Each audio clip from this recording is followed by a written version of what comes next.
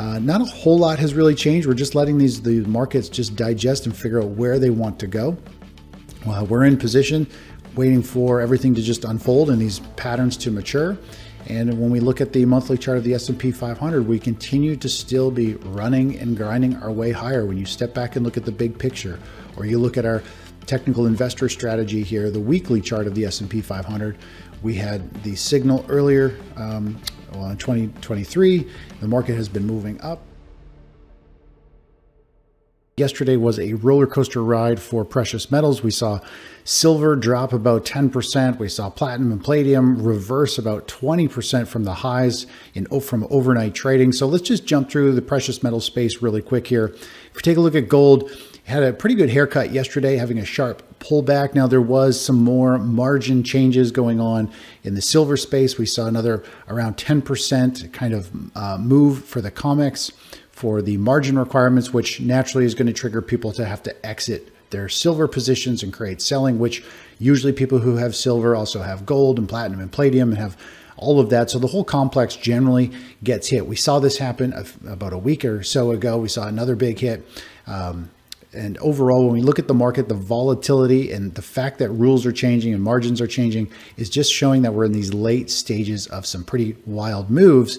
And usually that means we're getting closer to some significant turning point. So we do have gold up 1.6% this morning, recouping some of yesterday's haircut. If we look at silver, silver's up over 8% this morning, regaining a good chunk of its losses from yesterday. If we look at platinum, it's up 5.25%. Again, regaining just a sliver of the big sell-off yesterday. Now, this was a pretty big reversal type candle. It gapped higher and then it sold off sharply to close below really the previous 3 sessions. That's generally not a very good sign. If we look at palladium, similar type of price action. Again, a big broadening formation. It gapped sharply higher, ran up in the overnight trading, and then got slammed and fell about 20%. And today it's trying to regain some of that. Now, if we look at the 30-minute chart, and this is the same for platinum and palladium, just look at the 30-minute chart, and this is regular trading hours. You can see here the market has this broadening formation.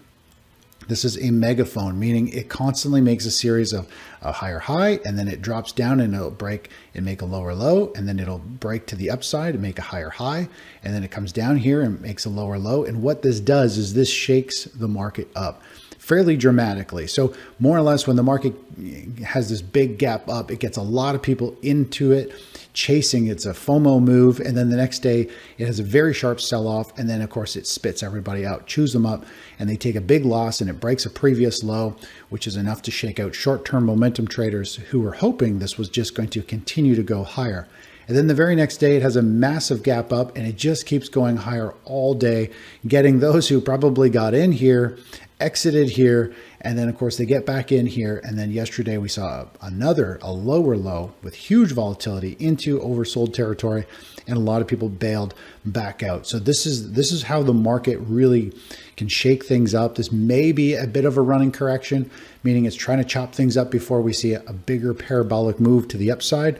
But overall, this is generally pretty bearish price action. When you look at the daily chart, there could be some pretty good damage done, and it might take a long time to recover.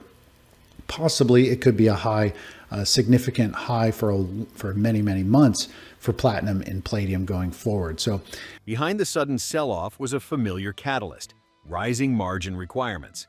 In the silver market, exchanges increased margins again, forcing leveraged traders to either add capital or exit positions immediately. When this happens, liquidation spreads quickly. Investors holding silver often also hold gold, platinum, and palladium, so selling pressure ripples across the entire complex. We've seen this pattern before, rule changes triggering sharp mechanical sell-offs. While painful in the short term, these events often appear late in major cycles. Frequent margin changes and extreme volatility usually indicate markets approaching an important turning point, not the beginning of a calm new trend. We'll just have to see how that unfolds. I think they are getting pretty mature in their moves. When we look at the monthly chart of all these precious metals, you can see the big parabolic spikes in price. Typically, when we see a great big spike up, a lot of times it comes right back down and gives back all of those gains. If you look at platinum, look at the huge spike in platinum. We got to zoom way back in time here. It's some all-time highs up around 26, and then it's pulled back to 2200. But again, huge spike in a 1 month window, and not a sign of strength generally. This is usually a crowded move where everyone piles in. Silver is a pretty scary looking one as well. More people are interested in silver, but again, it has this huge parabolic spike. We talked about 82, I think it was in our mentoring session, and even some videos before that. I talked about how 78 was we had 68, then 72, and then 82 as our upside targets. And we've seen silver hit all of those. In fact, silver hit just over 82 yesterday in pre-market. If we come up here, it came up to 82.50 or so. And then, of course, it got hammered and reversed down. So these are some pretty good technical levels. And when we look at the charts here, this is a very similar move that happened with our gold trade, which we go from the low, we go up to this big consolidation, we come down here, we carry it forward. And you can see the 71, 72 was our Fibonacci target, and then it goes into a blow off phase, and then the market goes and resets. Now, if you remember our gold trade where we played the breakout, this was several months ago, let's go back to gold, and you'll see how it did pretty much the same type of thing. So if we go back and zoom into gold here, we take the low, we take the high, and down to this low, and carry that forward. We had that same type of move. The price broke out, it ran up, and then it went into the parabolic move, and then a bunch of damage was done, and it took a bunch of time to regroup. So that's what I think a lot of these commodities are starting to do. Gold still has a very strong bullish chart pattern. If we take a look at the overall pattern here, it is still pointing obviously to that 51, 5200. And now it has had a pullback, but again, it's still within a very strong uptrend. It's really testing this breakout, and I think it's got hit a little bit more so just because there's a lot of people moving in, and the margin calls are triggering a lot of selling. But I think gold is going to firm up and hold its ground and want to continue to go higher. Well, potentially silver, platinum, and palladium struggle for a while because there's a lot more damage done to those charts from how they look. After the damage, markets attempted to stabilize. Gold rebounded about 1.6%, silver surged more than 8%, and platinum clawed back a portion of its losses. But rebounds after violent drops deserve careful interpretation. On daily charts, platinum and palladium printed classic reversal patterns, sharp gaps higher followed by heavy selling into the close. This type of price action often reflects exhaustion rather than strength. Although prices recovered intraday, the broader technical structure remains fragile. Recoveries that follow forced selling can be sharp, but they don't always mean the correction is finished. If we take a quick look at Bitcoin, it continues to flatline for pretty much all of December. It's not looking very healthy. At this point, it's in a very narrow range. When something is in a narrow range trading sideways, it can really shake people up. It can have a very big green bar and pop. The shorts will have to get out. People will then want to get long. It can then reverse back down very quickly. Narrow ranges like this, when it trades sideways, is a very difficult pattern. It's easy to get shaken out. You can see a green big bar and then followed by a big red bar, or a sharp drop followed by a big pop. But the longer something trades sideways, the bigger the move is going to be. And if we step back and look at this bigger pattern that has gone for really from November 17th to where we are right now, so a month and a half, that is a big sideways move. And of course, the trend going into this was down. And if we were to use a Fibonacci extension, we can get an idea of where this downside target could be. We've got to zoom back on this. That downside target would be somewhere around 48,000 if this pattern was to completely unwind and we start to see the stock market roll over and sell off in January and go beyond. Bitcoin could actually get wiped out pretty good here. And that's just a typical measured move. We'd see it come right down. And as we've talked about this before, the market is always trying to run and hit some lower lows or higher highs. And it's going to want to break this low. It's going to want to break this low right here, which of course, if you just look at this, put a horizontal line on here, the Fibonacci level is just below that. And the market will want to run and break all of these significant lows to flush the market out, get people out of it, and then it'll probably put in some parabolic sell-off and volatility spike, and then we could see it rally from there. So not saying that's where it's going at the moment. Right now it is, when you look at the big picture, it does have a series of higher lows, and it does have a series of higher highs. So this is a very significant cycle low that needs to find traction and start to move higher, or else we're going to see a lot of damage done to the Bitcoin space, the crypto space in general. Wherever Bitcoin goes, we're going to see probably most cryptos go as well. Zooming into shorter timeframes reveals a key feature shaping this volatility: broadening, or megaphone, formations. These patterns produce higher highs followed by lower lows, repeatedly shaking traders out of positions. Each surge invites fear of missing out, while each collapse triggers panic selling. This emotional whiplash is not accidental. It's how markets redistribute risk. Such formations often appear during late-stage trends, where momentum becomes unstable. While these patterns can precede powerful upside moves, they also signal danger. The market is no longer trending smoothly. It's aggressively testing conviction on both sides. If we take a quick look at energies and crude oil, we have had a little bit of a bounce over the last week and a half. Continues to push its way up, trying to get through this 50-day moving average, which is the blue line here. Again, it's stuck kind of under resistance, and it looks like it's eventually going to break to the downside.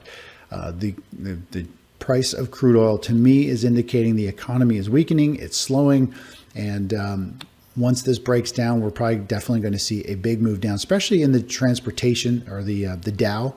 The Dow, we've got the industrials, we've got some big energy stocks. I think we could see this have a pretty big pullback. The Dow has been doing very well and holding its ground. And once we see the energy space break down, I think that could be a pretty big unwinding event going forward there. Let's take a quick look at copper. I know a lot of you are trading copper. You're trading the copper miners like the COPEX ETF or individual copper miners. We had that huge move up earlier in the year. We saw the big spike almost up to $6. We then saw a huge unwinding and a huge drop. What was that? It was a 20-something% drop, I think. 27% drop in price, and now has been grinding its way back up and has hit more or less resistance.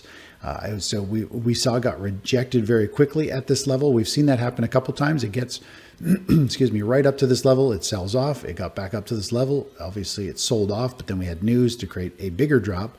And we've come right back up to that level, and then it got hit yesterday with some more big selling. Now, obviously, everything in the metals space kind of got hit at the same time. It's pretty much, it's not just the precious metals complex, it's the metals complex. Anything with the word metals or miners, it's the same group of people that when they start to sell, they kind of sell everything together. And so they're all kind of moving as kind of one. If we take a look at the COPEX, if we look at the copper miners themselves, we've got them pushing up. They've had a very nice run to the upside. We'll see how this unfolds. If we just look at the Fibonacci extension here, there's still, I think, some room to run with the copper miners. It still looks like we could see about $80 per share, which from where we are right now, that is about a 10% move. So there's still some potential in the copper miners, and they're actually holding up very well. They're performing better than gold miners.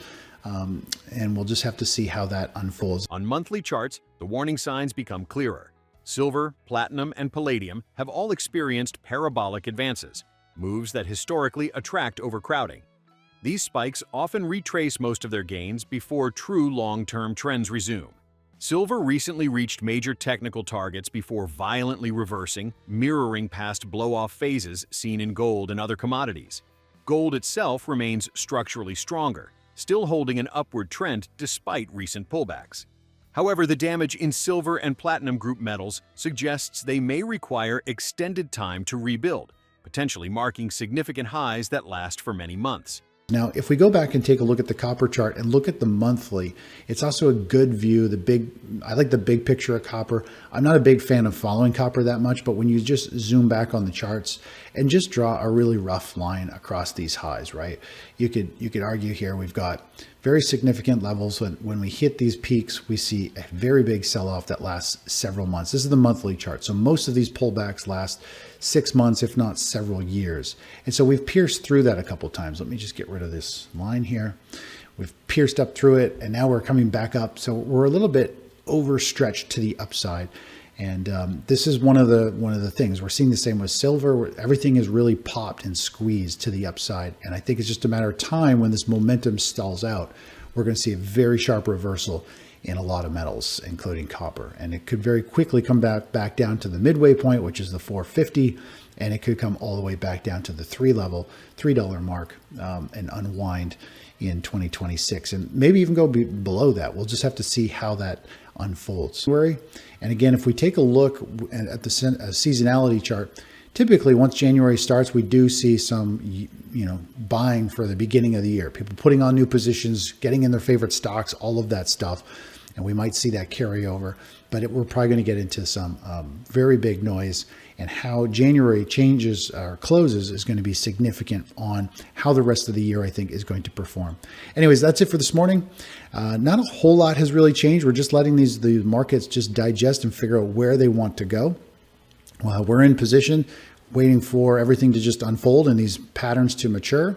And when we look at the monthly chart of the S&P 500, we continue to still be running and grinding our way higher. When you step back and look at the big picture, or you look at our technical investor strategy here, the weekly chart of the S&P 500, we had the signal earlier, in 2023, the market has been moving up. We had a new trigger to get long back earlier this year. And of course, it is moving up about 18%. So we're still in a bullish environment, and you don't want to bet against this. So this market could continue to mature and continue to go up. And until it reverses, you really just need to stick with the underlying trend and be focusing on the upside for now. Outside precious metals, warning signals are also flashing. Bitcoin has spent weeks moving sideways in a tight range, often a precursor to a large move. With the broader trend still vulnerable, downside risk cannot be ignored. Crude oil's struggle near resistance hints at a slowing economy, which could pressure equities if energy weakens further.